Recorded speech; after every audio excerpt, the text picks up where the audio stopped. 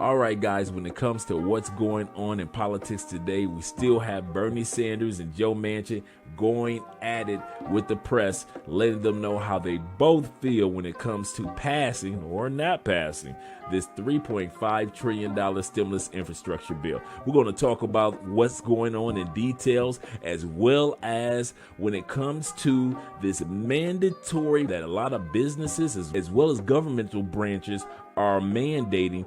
Is it a violation of our civil rights? We're going to discuss that. And if you wait until the end of the video and watch the whole thing, you get a chance to see what the current as well as the future of Social Security and retirement is going to be like, even starting in 2022. We're going to talk about all that in details here, where you're going to get all facts, no fake, no phony, and no fluffed up information when it comes to what's going on in politics today. And if you're interested in getting this information on a daily basis, well, you've made it to the right channel. All you need to do for yourself now is subscribe. Click that bell notification so you get the latest and greatest information coming from Mostly Money, because we're going to always be here for you and your loved ones. Let's get started. Yes, there is a mandatory with a lot of companies. However, even though we know how important it can be and trying to do what Nancy Pelosi used to say, Chris, do we have to have our civil rights violated in order to get this done? Well, let me show you where Americans are. You want to talk about being divided down the middle? We're divided down the middle. We asked about this. Should employers require for in-person work? Basically 50% yes, 44% no. And here's the political divide. We put that up. It looks very familiar. 82, it looks like the presidential approval rating, the way it splits there, Hallie Jackson. This is as much a political decision by the Biden White House as it was a scientific decision. And they think it's a winner, Chuck. I mean, politically, there's obviously the public health perspective here, but I was talking with one White House official who said, listen, they believe that the politics are on their side on this. It was interesting to hear Governor Hutchinson talk with you about the business aspect of it, because I will tell you, it did not go unnoticed in the Washington Post yesterday, carrying a piece with, top business leader in the Houston area, not Houston, more blue than the rest of the state, but basically saying this is giving some businesses, and I'm paraphrasing here, businesses some cover. We haven't had the phone ringing off the hook. The White House took notice of that, right? They think that this is giving the ability to give some private businesses a little bit of cover and say, well, our hands are tied. OSHA's making us do this. So they are optimistic about it. That said, Chuck, the numbers that you just showed tell the whole story. This was politicized from, listen, April of 2020, right? May of 2020, when there was a different president in office who was taking a very different attitude towards mask wearing, right? And that's how this came about. Kimberly, it's still an acknowledgement that the strategy it's not working. The strategy hasn't been working. Now, maybe there's nothing he could do with this current crew of people.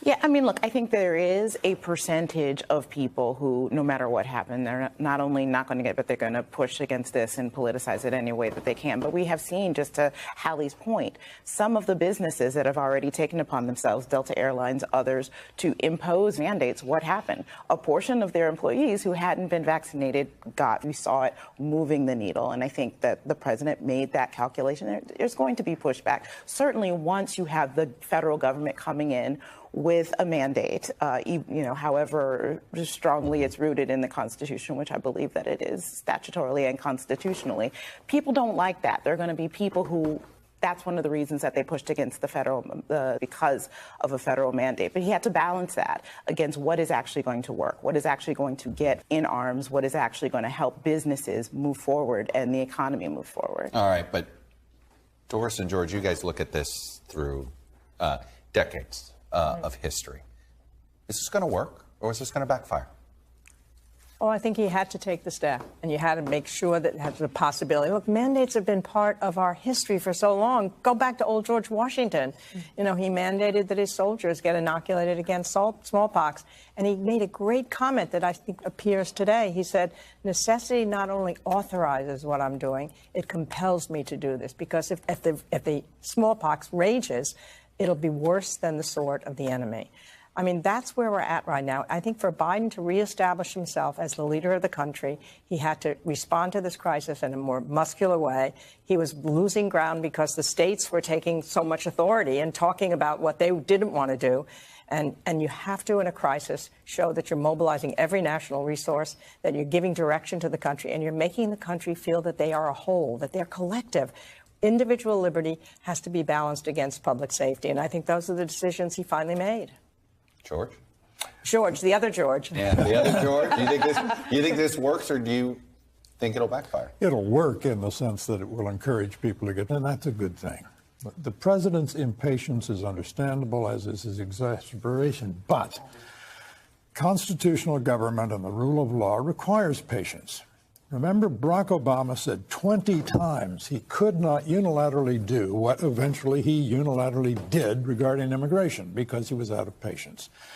And the same thing is happening here with Mr. Biden. Courts, however, look askance at executive agencies that extract suddenly vast, indeed unlimited new powers from old statutes.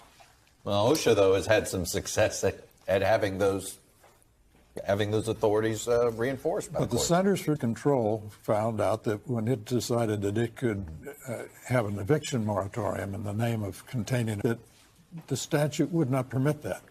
This is either unconstitutional if, indeed, Congress has delegated essentially legislative powers to these executive agencies. That would violate the non-delegation doctrine, which, alas, has been dormant for a long time in the court. However, it's illegal if they are reading the statute and finding no mandate for this behavior. It's going to be a court battle, right? I mean, that's where this Exactly. is going. And I think the White House understands White House that. wants a court battle, weirdly enough, don't they? Yeah, They and want they're the ready attention. for it. And they're ready for it, right? And so they do feel like they have their Republicans. ducks in a row. And Republicans Kristi want that Noem, fight, I mean, too. Right, you've shown this. And in the meantime, you'll start getting more going. I mean, that's the key. Now realize, we understand that based off of the statements that the panel had to say, that there is a lot of individuals that are for it and against it. It's all up to you. It depends on what company you're working for. If you want to stay with that company, whether you're working with the government, if you want to stay working with the government or for the government, do you want to get these mandatory? Now, if you already have you should be fine. But if you're an individual and you are adamant about not getting, you need to ask yourself, what will I do just in case my company asks me, or at least mandates me to take? So you have to be prepared for just in case that moment takes place. And speaking of moments that are taking place, today, Senator Joe Manchin is still speaking out in regards to how he feels when it comes to this $3.5 trillion stimulus package.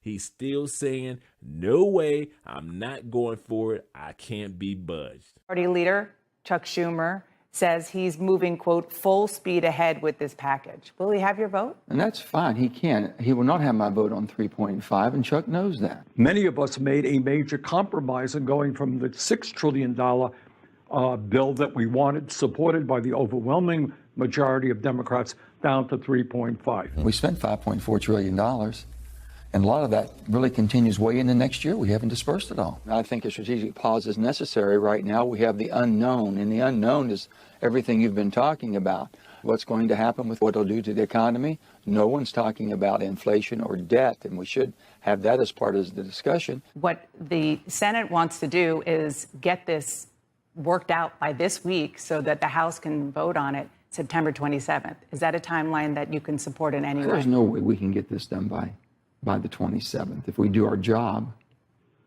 Well, I mean, a few days here or there, it doesn't matter, but there is a sense of urgency. They're using their leverage, the House progressives, just like you are. That's fine. And if they can go home and tell people that, hey, I don't care about the roads and bridges, you don't need it. I don't care about internet service, you don't need that. I don't care about fixing water and sewer lines. I don't care about the hard infrastructure that's deferred for the last 30 years. I've got all the problems that we have addressed in the bipartisan infrastructure bill, and that's the one that has the emergency. We're going down a two-track approach. Both bills are going together. I happen to think that Joe Manchin is right. Physical infrastructure is terribly important. But I happen to think that the needs of the human beings of our country, working families, the children, the elderly, the poor, are even more important. And it would be a really sad state of affairs for the American people, for Congress, if both of those bills went down. I just respectfully disagree with Bernie. I've never seen us in legislation. I never thought the purposes of the progress that we make in legislation was basically hold one hostage over the other. You have a bipartisan bill in the most toxic atmosphere that we've ever had politically. I'm willing to find that balance, but to do it in 7 days, to come back and do it in 1 week when we don't have. Are you hard now on the 3.5? Yes. Okay. Now, mind you, if you heard what Joe Manchin had to say, now, mind you, even though we have Senator Sanders that's still an advocate for the bill, as well as Elizabeth Warren and other individuals in the House and Senate are proponents for this bill, Nancy Pelosi is saying, listen, we have two bills. If you allow us to go ahead and get this large $3.5 trillion infrastructure bill passed through reconciliation, we can get that taken care of, and then they can focus on the $1.1 trillion package that's already been approved by the Senate. But the House is not voted on it, and Nancy say they're not voting on it until the 27th. So once the 27th comes, will they vote on it if they're still working on the $3.5 trillion one? That's the question. Well, at the end of the day, Joe Manchin is still the same one that was just as stern in March when it came to the third stimulus package. I remember him vividly saying, I'm not for this. I'm not going to vote for this third round of packages. I don't believe that individuals should be receiving stimulus money. But then all of a sudden, when he got what he wanted to put into the package, he agreed with it. And the stimulus bill had passed on. This was the third one. Joe Manchin, once again, is putting his foot in the ground by letting individuals know where he stands. However, at the end of the day, Joe Manchin, who was just on board a couple weeks ago with all 50 Democratic senators, but he's the type of senator that's so wishy-washy that he's for one thing 1 minute, he's against it at another time, but then he'll swing back and all of a sudden the full infrastructure bill will be approved. Now, the numbers may change, but at the end of the day, it may be 3 million. But we don't know. One thing that we do know that I have to agree with Joe Manchin is they may not get all this done by the 27th. Why do I say that? There are 4 major things that the government is working on right now.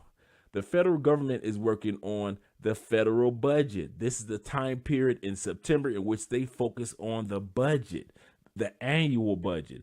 Second thing they're focused on is raising the debt ceiling. Yes, they're focusing on that as well. We're going to talk about what they mean and what's the details behind raising the debt ceiling. Also, they are working on these 2 infrastructure bills. So these are important things that are taking place over the next few weeks. And we know there's only 2 weeks left in September.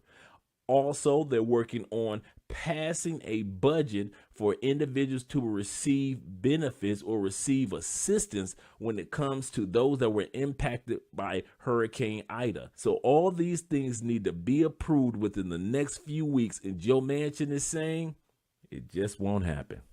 And I have to say, I agree with him. But at the end of the day, if it takes a little longer for them to be approved, at least hopefully the programs that'll benefit you at the end of the day will still remain or be added to this infrastructure bill. We're going to keep you guys updated in regards to it. Now, speaking of being updated, there's a lot of things about Social Security that most people just do not know. You think that you know about Social Security, and many of us only focus on it right before we need it and right before we get ready to apply.